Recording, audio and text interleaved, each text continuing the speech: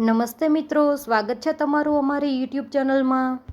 મિત્રો, સનાતન ધર્મમાં એકાદશી તિથિને વધુ મહત્વની માનવામાં આવે છે। આ દિવસે વિશ્વના સર્જક ભગવાન વિષ્ણુની પૂજા કરવામાં આવે છે। દર વર્ષે પુત્રદા એકાદશીનું વ્રત શ્રાવણ મહિનાના શુક્લ પક્ષની 10મી તિથિના બીજા દિવસે 11રસના દિવસે કરવામાં આવે છે। ધાર્મિક માન્યતા છે કે એકાદશીના દિવસે જગતના રક્ષક ભગવાન વિષ્ણુ અને માતા લક્ષ્મીની પૂજા અને ઉપવાસ કરવાથી સાધકના તમામ પાપોનો નાશ થાય છે। તો હવે મિત્રો એ જાણી લઈએ કે પુત્રદા એકાદશી ક્યારે છે। 15મી ઓગસ્ટ કે 16મી ઓગસ્ટ। શ્રાવણ માસના શુક્લ પક્ષની એકાદશી તિથિ તારીખ 16 ઓગસ્ટ 2024ના રોજ શ્રાવણ પુત્રદા એકાદશીનો ઉપવાસ કરવામાં આવશે। તેમાં પૂજા મુહૂર્ત સવારે 5:51થી સવારે 10:47। વ્રતના પારણા 17 ઓગસ્ટ 2024 સવારે 5:51થી 8:05 કલાકે। તો મિત્રો, આ રીતે તારીખ 16 ઓગસ્ટના દિવસે એકાદશી છે। જો તમે તમારા બાળકની પ્રગતિ અને સારું સ્વાસ્થ્ય મેળવવા માંગતા હો તો શ્રાવણ પુત્રદા એકાદશીનું અવશ્ય વ્રત કરો। મહિલાઓ તેમના બાળકોના સુખ, બાળકની પ્રગતિ અને તેને દરેક સંકટથી બચાવવા માટે આખા વર્ષ દરમિયાન ઘણા ઉપવાસ કરે છે, જેમાંથી એક છે શ્રાવણ મહિનાની પુત્રદા એકાદશી। એવું માનવામાં આવે છે કે શ્રાવણ પુત્રદા એકાદશીનો ઉપવાસ તેના નામ પ્રમાણે બાળકોને સારું સ્વાસ્થ્ય અને આયુષ્ય પ્રદાન કરનાર માનવામાં આવે છે। બાળકના જન્મ માટે મહિલાઓ પણ આ વ્રત રાખે છે। શાસ્ત્રો અનુસાર એકાદશીનું વ્રત બધા ઉપવાસોમાં શ્રેષ્ઠ માનવામાં આવે છે। જે વ્યક્તિ ધન, સંતતિ, સ્વર્ગ, મોક્ષ દરેક વસ્તુ પ્રાપ્ત કરવા માંગતી હોય તેણે પણ આ વ્રતનું પાલન કરવું જોઈએ। આ સમય દરમિયાન વિશ્વના સર્જક ભગવાન વિષ્ણુની પૂજા કરવામાં આવે છે। કહેવાય છે કે તેમની કૃપાથી ખાલી ખોળો પણ ભરાઈ જાય છે। આ જ કારણ છે કે શ્રાવણ મહિનામાં આવતી પુત્રદા એકાદશીનું મહત્વ છે। તો હવે જાણી લઈએ કે શ્રાવણ પુત્રદા એકાદશીનું વ્રત કેવી રીતે પાળવું।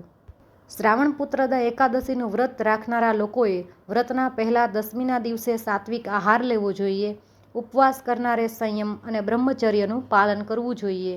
સવારે સ્નાન કર્યા પછી ઉપવાસ અને ભગવાનનું ધ્યાન કરવાનો સંકલ્પ કરવો।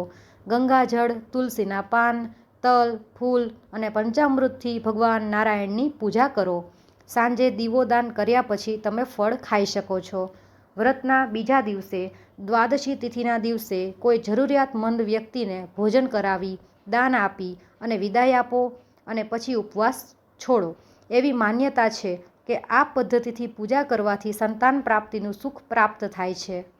આ એકાદશીને પુત્રદા પવિત્રા એકાદશી પણ કહેવામાં આવે છે। પુત્રદા એકાદશીની કથા। એક વખત યુધિષ્ઠિર રાજાએ પ્રશ્ન પૂછ્યો કે હે વાસુદેવ શ્રી કૃષ્ણ, શ્રાવણ સુદ એકાદશીને કઈ એકાદશી કહેવામાં આવે છે? આ એકાદશીનો મહિમા મને વિગતે કંઈ સંભળાવો। શ્રી કૃષ્ણ ભગવાને કહ્યું કે હે રાજન, પુત્રદા એકાદશીનું વ્રત શ્રાવણ સુદ એકાદશીના રોજ કરવાનું હોય છે। પુત્રદા એટલે પુત્ર આપનારી, સંતાન સુખ આપનારી એકાદશી। આ એકાદશી કથાનો શ્રવણ અને વાંચન કરવાથી અનેક યજ્ઞનું ફળ મળે છે। આ એકાદશીની કથા આ પ્રમાણે છે। દ્વાપર યુગમાં માહેશમતી નગરીમાં મહિજીત નામનો એક રાજા થઈ ગયો। રાજા પ્રજાવત્સલ હતો।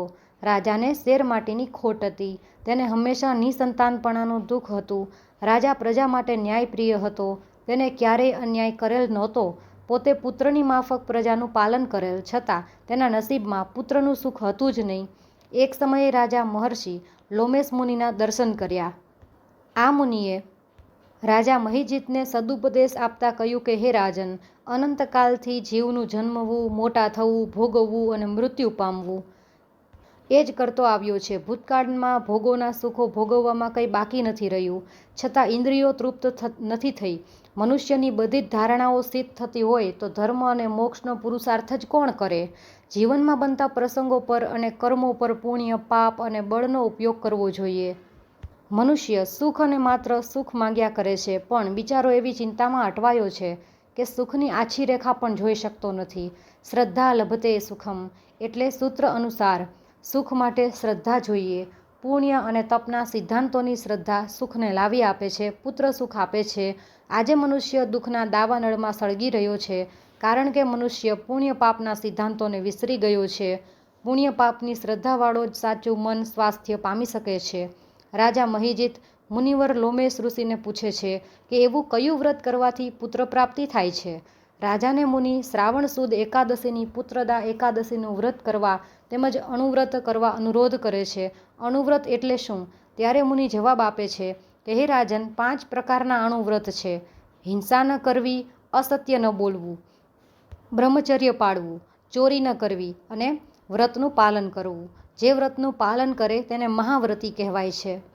કર્મોના બંધનને તોડવા માટે પુરુષાર્થ કરવો જોઈએ. લોમેશ મુનિએ રાજાનો પૂર્વજન્મ જાણી લીધો અને મુનિએ કહ્યું કે હે રાજન, પૂર્વજન્મમાં ધોમધકતા તાપમાં તળાવને કાંઠે એક તાજી વિયાયેલી ગાય પોતાના વાછરડા સાથે પાણી પીવા આવી હતી. તે વખતે તમે ગાય અને વાછરડાને હાંકી કાઢીને પોતે પોતાની તૃષ્ણા છીપાવી હતી.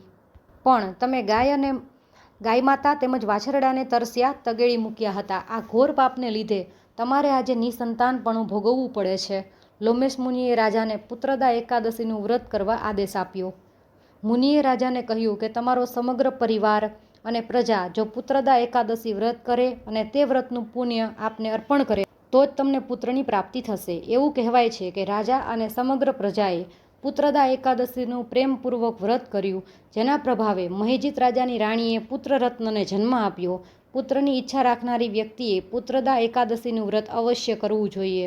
પુત્રદા એકાદશીની વ્રત કથા, તેનો મહિમા અને મહાત્મ્ય કે કથાનું વાંચન કરવાથી સર્વ પાપો નષ્ટ થઈ જાય છે અને તે મનુષ્યનો વૈકુંઠમાં વાસ થાય છે. ઓમ નમો ભગવતે વાસુદેવાય.